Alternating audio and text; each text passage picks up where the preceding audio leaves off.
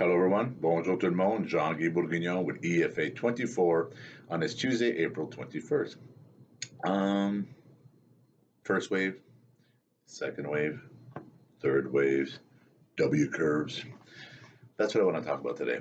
I want to talk about going in prepared. I want to talk about you, the people, the grassroots going in prepared. There's a lot of the polls right now, the Leger polls in Canada. It's all over the media, news talk radio.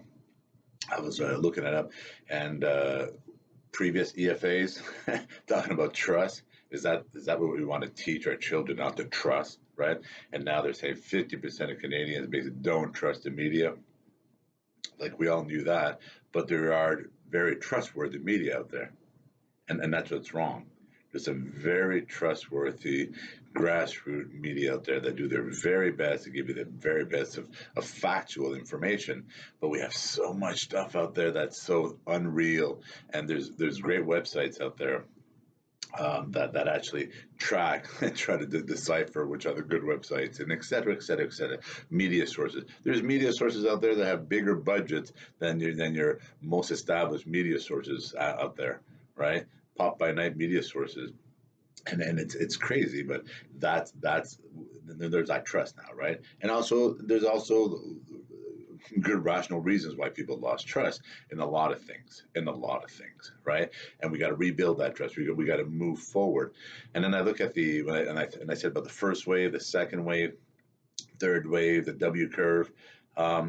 And I talked about history and not repeating yourself, and going in prepared, because we're going to have to go back, right? The Ontario and Premier Ford, good job, by the way. Just good job.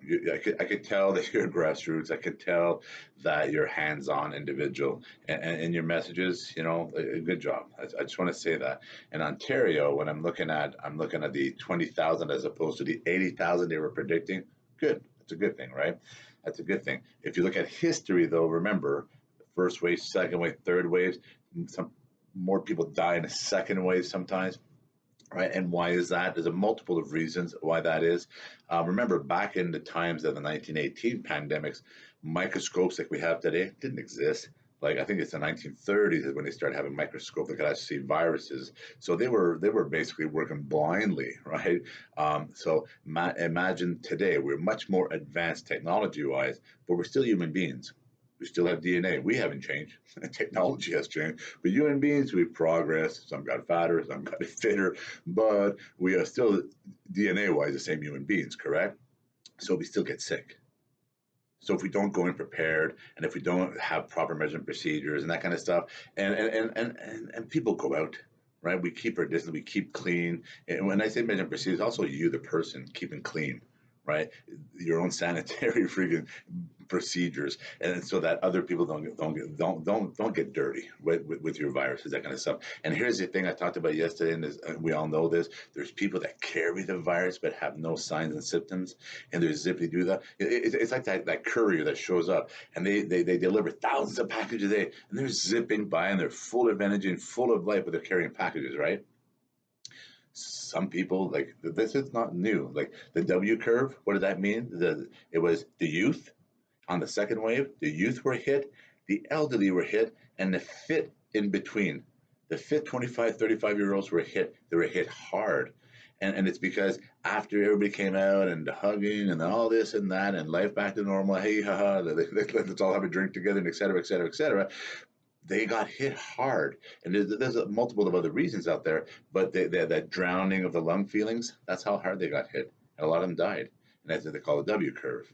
Right? And so the first wave, the second wave, the third wave. So we know from history, unless we forget, to make sure that all those measurement procedures, when the premier yesterday said, he said, we have to approach this, we are going to go forward. We're going to start doing it, but maybe baby steps, right? Incrementation.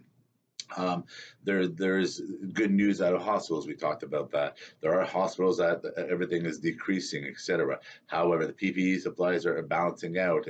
Some of them are still hurting, some of them are helping, and that kind of stuff. However, going forward, which we have to do, we got to go in prepared. Just keep that in mind. Keep in mind the first wave, keep in mind the second wave, keep in mind the third wave, keep in mind that you're healthy as anything. You might be carrying it and you're transmitting it, right? So that's why your own cleanliness helps a lot, right? With other people carrying your own sanitizer in your vehicle when you can in and out of vehicle, the whole hand, keeping the distance is easy. The elbow, like it's easy, right? It's easy. So my point to that is keep in mind first wave, second wave, third wave, W curve, search it up, look it up, going in prepared when measures and procedures are lifted, when sanctions are removed, when incrementation gets introduced into society and that kind of stuff. Let's use our common sense. All right, us the grassroots, let's use our common sense. Okay, let's all use our common sense. Jean-Guy Bourguignon, EFA24, wishing you all a fantastic and healthy, productive day. Thank you. Merci.